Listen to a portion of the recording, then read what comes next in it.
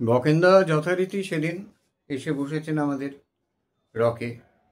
আমি আছি, জগা আছে, দীপক আছে, আমাদের প্রায় সবাই আছে। আর দুদিন পরে তো দুর্গাপুজো, সেই জন্যে লোকজন ভর্তি হয়ে গেছে একেবারে।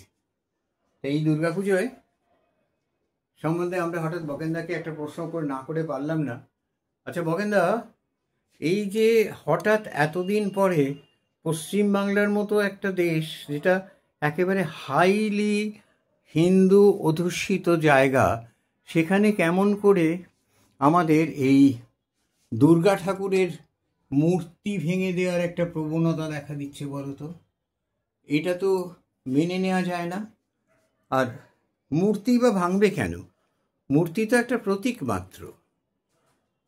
বকেন্দা একটু হেসে বললেন, আরে প্রতীক আর চিহ্ন, এই বিষয়টা বোঝার মতো বুদ্ধি এই যারা মূর্তি টুর্তি ভাঙে এদের থাকে না, এদের নেইও। চিহ্ন, একটা চিহ্ন রেখে যাওয়া, একটা দাগ রেখে যাওয়া, একটা চিহ্ন। আর প্রতীক হলো একটা অত্যন্ত গভীর বিষয়, একটা গভীরভাবে জিনিসটাকে ভাবনা করা, তার ভেতর দিয়ে অনেক কিছু বার্তা লোকের কাছে পাঠিয়ে দেওয়া, এই হলো প্রতীক। মানে যেমন ধর, এই যখন আমরা লাল যোগ চিহ্ন দেখি তখন বুঝি রেড ক্রস সেবার প্রতীক, যখন আমরা সবুজ দেখি তখন বুঝি এটা ডিসপেন্সারির প্রতীক, ওষুধ পাওয়া যাবে। আর যখন কালো দেখি তখন বুঝি চূড়ান্ত হয়ে গেছে, মর্গের প্রতীক। তো এই রকম এই যারা মূর্তি ভাঙছে এরা কিন্তু এইটা বোঝে না যে প্রতীকের সাহায্য নিয়েই তাদের ধর্মগ্রন্থ এই মূর্তি ভাঙার কথাগুলো লিখেছে। বুঝলি না তো? শ্যামা, ডবরা, সবাইকেই দে, তাকিয়ে থাকবে, আমি খাবো, একা হয় না তো। একটা লাল সুতোর কেপি বাবুর বিড়িটা ধরিয়ে বকেনবাবু বলতে লাগলেন, দেখ, এই যে অ, এ, আলিফ, আলফা, এই যে শব্দগুলো, অক্ষরগুলো, এগুলো অক্ষর নয় কিন্তু, এগুলো বর্ণ।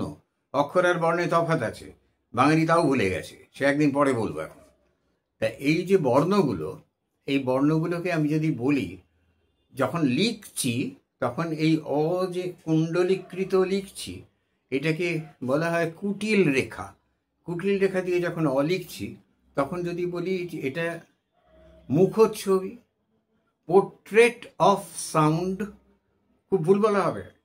নিশ্চয়ই ভুল বলা হবে না, কেননা অ বললে আমার চোখের সামনে ওটা ভেসে ওঠে, তাহলে এটা প্রতীক।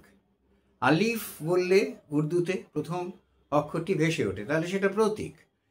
এই প্রতীক যদি অপরাধ না হয়, তাহলে এই প্রতীক যদি, প্রতীকের মাধ্যমে শিক্ষাদান যদি অপরাধ না হয়, তাহলে দুর্গা ঠাকুরও তো, যে কোনো ঠাকুর, যে কোনো মূর্তি একটা প্রতীক। তাহলে সেই প্রতীক নিয়ে এত গণ্ডগোল কেন? আর তুই আমাকে দেখা, সারা পৃথিবীতে যতগুলো ধর্ম আছে তার মধ্যে কোনো ধর্ম কি প্রতীকের বাইরে গিয়ে উপাসনা করে না তো। আমরা প্রতীকের সামনে বসে জপের মালা জপি, কেউ প্রতীকের সামনে বসে তসবি মালা জপে, আর কেউ প্রতীকের সামনে বসে স্ফটিকের মালা জপে। কিন্তু একটা কিন্তু কিছু ধরতে হচ্ছে, নইলে নিরাকারে মন লিপ্ত করে দেয়া এত সহজ ব্যাপার নয় বাবা। নিরাকার দিয়ে সবটা হয় না। ধর চার্চে গিয়ে সে ক্রসের সামনে দাঁড়াচ্ছে, সেখানে যিশু, তাহলে যিশুর মূর্তি, তাহলে মূর্তি, সেটা তাহলে মূর্তি।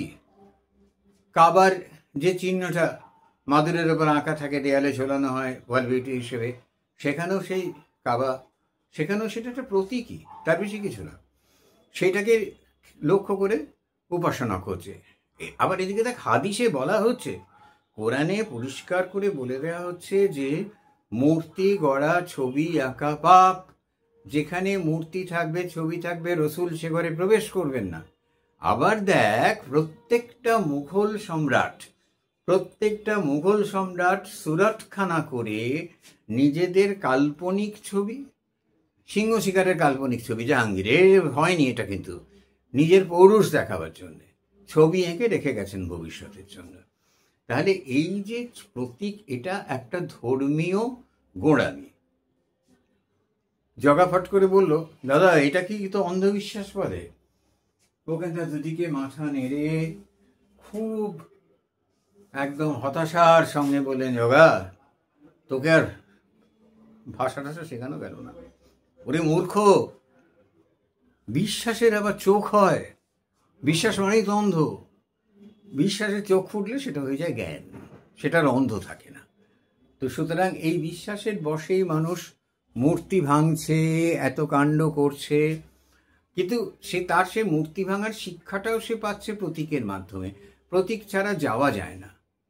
এই যে পৃথিবীতে আজ এত রকম ভাষা রয়েছে, এত অক্ষর এলো থেকে ওই মূর্তির একটা অত্যন্ত সরলীকরণ থেকে। কিরকম না, কাদায় পাখি নেচে নেচে বেড়াতো, তার যে পায়ের ছাপ পড়তো, সেইখানে যে তার যে চিহ্নটা হতো, এইখান থেকে কনসেপ্টটা তৈরি হয়েছিল অক্ষরে। তাহলে সেটা সেই একটা রিপ্রেজেন্টেশন, একটা প্রতীক তৈরি করা। মূর্তি ভাঙা তো প্রতীক নিয়েই তো যত গন্ডগোল। যেখানে প্রতীক আছে সেখানে ভেঙে দাও। প্রতীক মানেই পাপ, প্রতীক মানেই তুমি আল্লাহর কাছে যেতে পারবে না, ওই হুট্টুর কী সব আছে, পাবে না। তাহলে সেই জিনিসটা কিন্তু সে শিখলো প্রতীকেরই মাধ্যমে, প্রতীক দিয়েই তাকে বোঝানো হলো। একটা মসজিদ, একটা মন্দির, একটা চার্চ প্রতীক ছাড়া কি? এইখানে ওখানে ভগবান আছে, তুই সারা বাড়ি খুঁজে দেখ, পাবি না।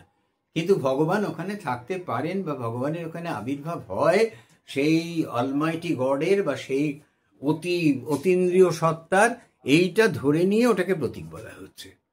ওটাকে প্রতীক হিসেবে ধরে ওটার সামনে আরাধনা করা হচ্ছে।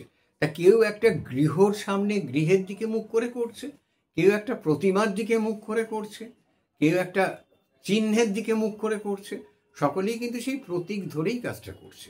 অথচ সেখানে দোষ হয়ে গেল এই মূর্তি পুজোর। টোটেম যারা শুরু করেছিল প্রথমে, তাদের কাছে গাছ ছিল একটা এমন জিনিস যে গাছের মানে গাছ তাদের সব দিত, খাদ্য দিত, কাঠ দিয়ে কুড়ুল তৈরি করতে দিত, নৌকো মেলা। তাহলে গাছ তাদের কাছে ভগবান হয়ে গেল।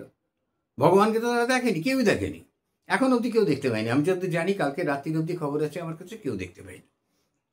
তো সেই যে তারা বিশ্বাস করত, তারা প্রাকৃতিক জিনিসগুলোকে বিশ্বাস করতে আরম্ভ করলো। কে বিশ্বাস করে না? এদিকে বলছে মূর্তি পুজো করো না, মূর্তি পুজো করা পাপ, ওদিকে গিয়ে বট গাছে ঢিল মারছে। ঢিলটা তো প্রতীকী, ঢিলটা তো একটা অনিয়তকার প্রতীকই। নিয়তাকার নয়, সেটা মুখ না হলে ঢিলটা একটা অনিয়তকার প্রতীক হলো। তাহলে সে অনিয়তকার প্রতীকটাকে দিয়ে সেখানে ঢিলটাকে ওখানে বাঁধা হলো, লাল সুতো দিয়ে জড়িয়ে বাঁধা হলো। তাহলে দেখ, এই যে মূর্তি ভাঙার প্রবণতাটা তৈরি হয়েছে, এটা রাজনৈতিক দলগুলো তৈরি করাচ্ছে।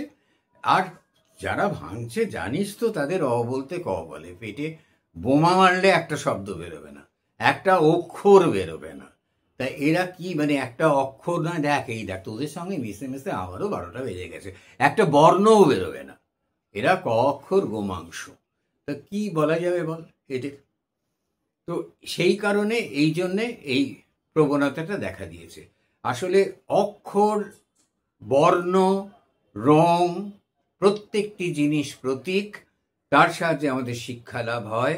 সেই প্রতীকের একটি অত্যন্ত এলার্জ এবং অ্যাস্থেটিক্যাল ফর্ম হচ্ছে মূর্তি। মূর্তির সঙ্গে অন্য কোনো কিছুর সম্পর্ক নেই। সুতরাং যারা এটাকে ভাঙছেন বা স্বীকার করতে চাইছে, তারা আসলে সৌন্দর্যের হত্যাকারী।